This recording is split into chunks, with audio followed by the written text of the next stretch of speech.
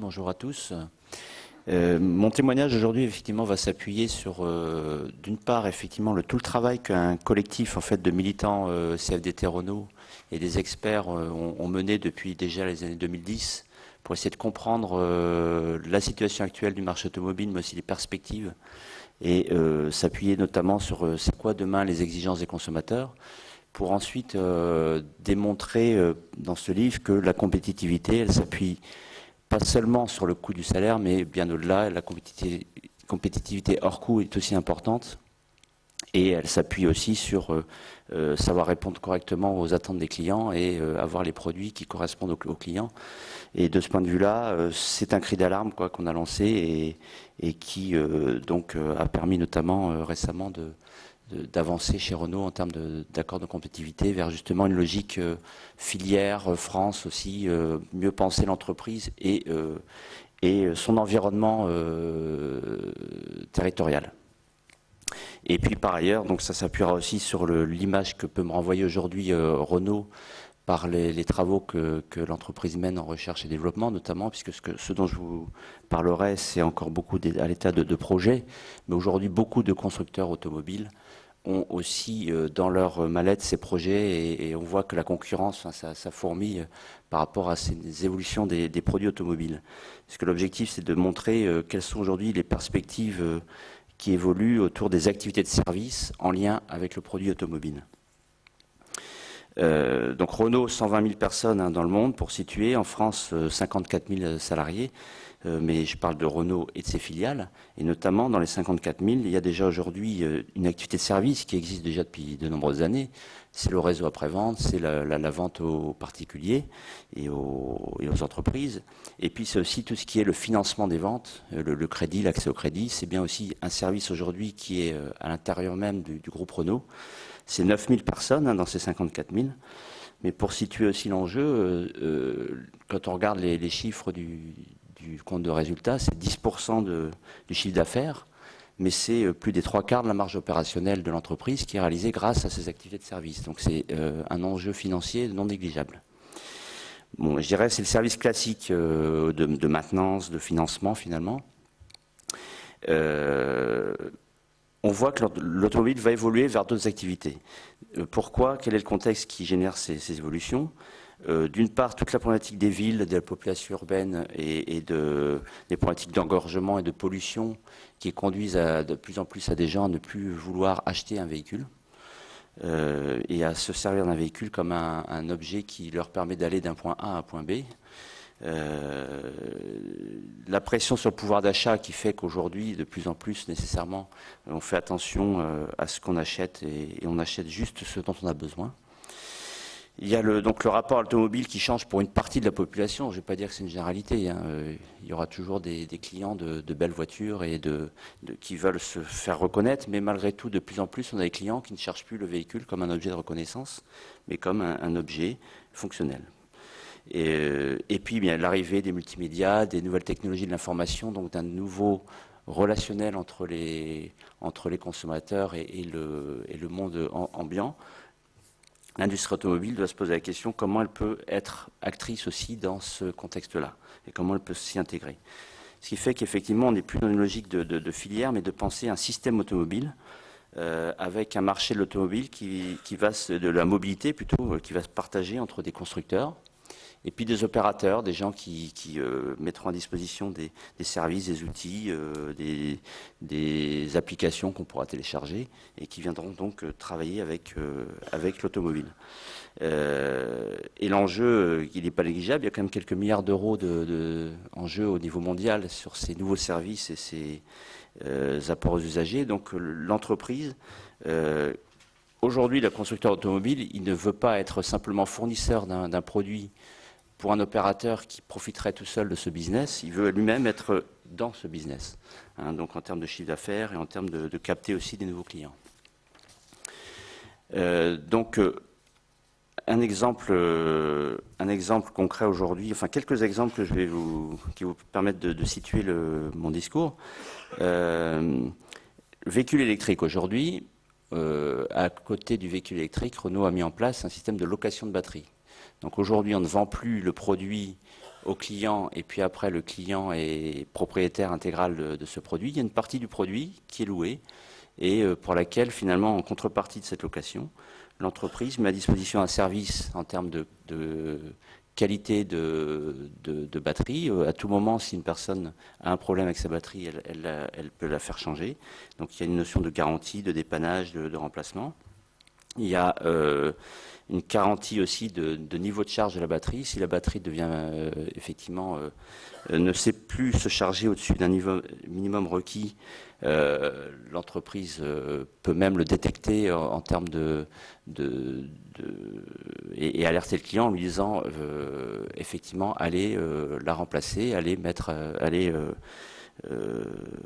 prendre une batterie qui effectivement vous permettra d'avoir l'autonomie que vous recherchez.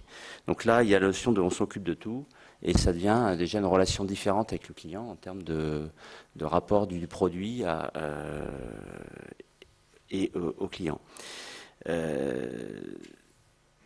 Parallèlement d'ailleurs, ça pose des questions pour l'entreprise qui devient propriétaire de ce réseau de batterie. Donc quelque part, on doit mettre en place une nouvelle organisation, des nouveaux systèmes pour gérer, pour organiser, pour répondre à l'attente du client.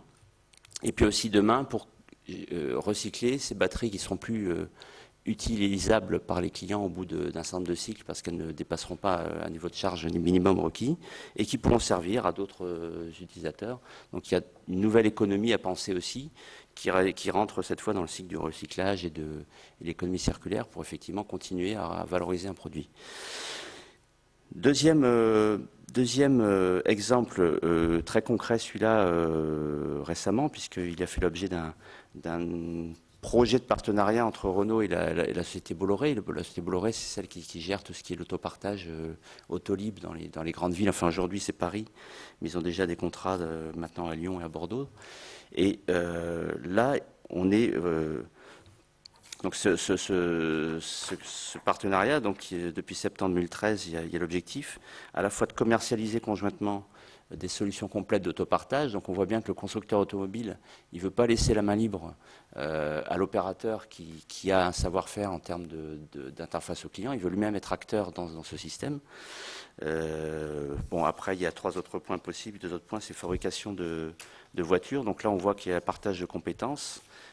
Et puis la conception d'une nouvelle voiture 3 places, effectivement, qui pourrait avoir plus d'autonomie.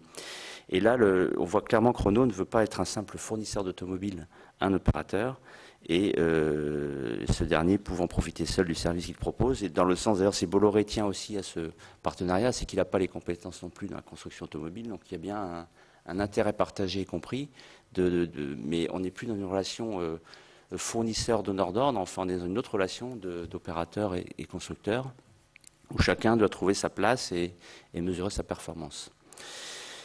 Troisième exemple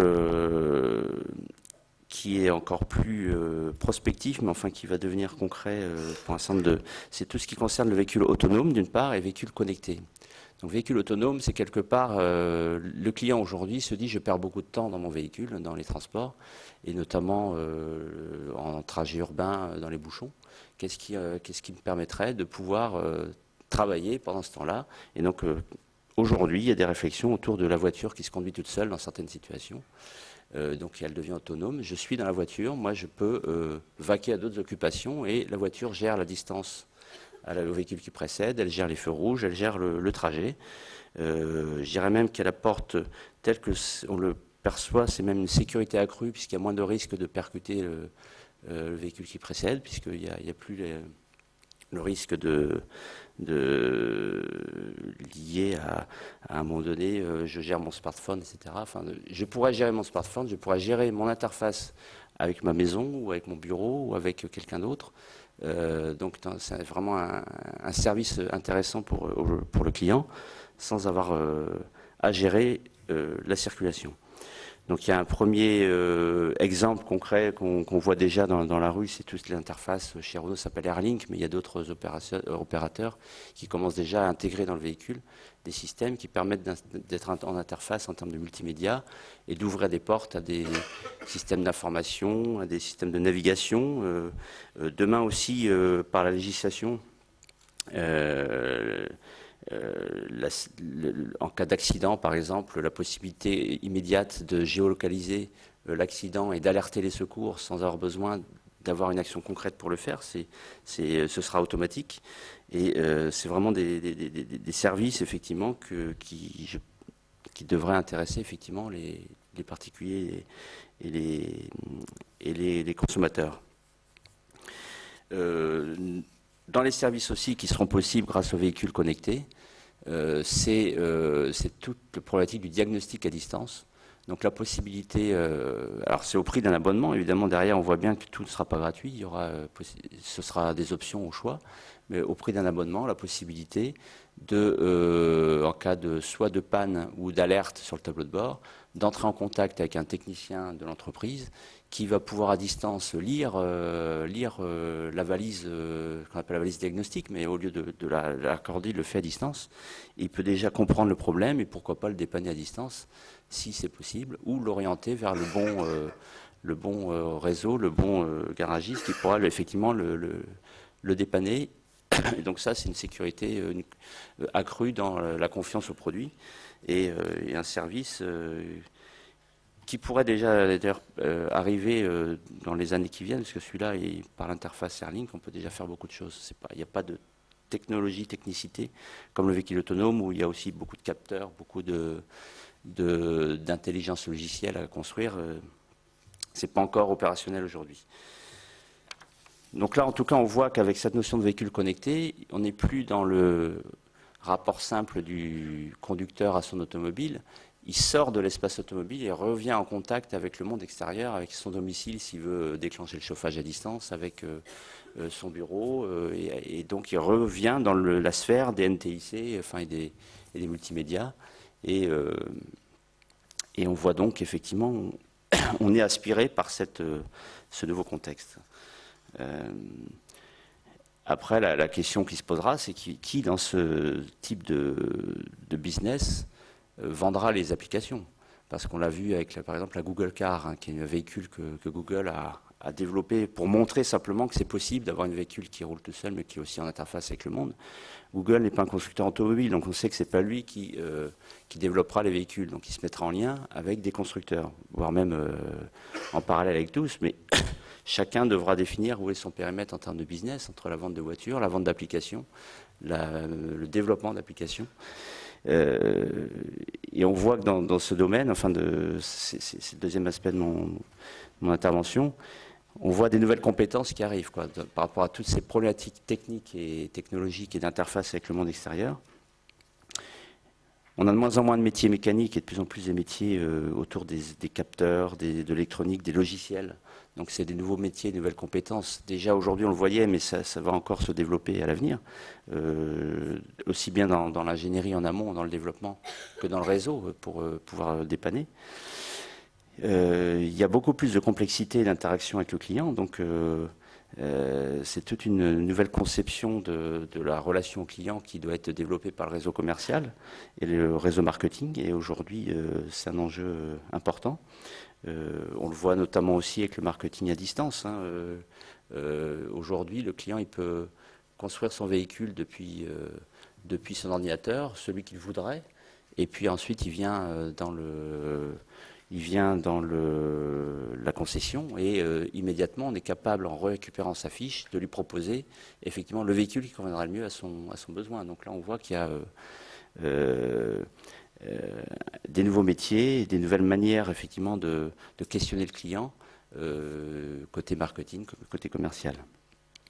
Les nouvelles relations achats, c'est clair qu'aujourd'hui on n'est plus dans une relation, comme je vous le disais tout à l'heure, de donneur d'ordre qui quelque part et domine toute la relation contractuelle et fait subir finalement aux fournisseurs ces contraintes.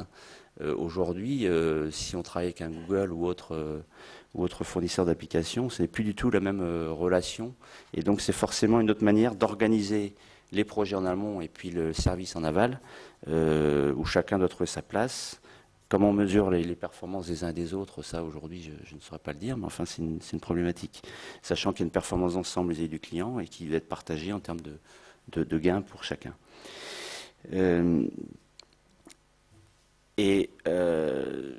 Donc finalement, en conclusion, effectivement, ce que je voulais dire, c'est ça, c'est que face à un contexte donc, qui est à la fois environnemental, de comportement des usagers, de réglementation aussi, il y a un champ nouveau de besoins donc, qui existe aujourd'hui dans l'automobile, qui intègre donc des nouveaux services qui dépassent le périmètre de l'objet automobile seul, qui n'est plus au centre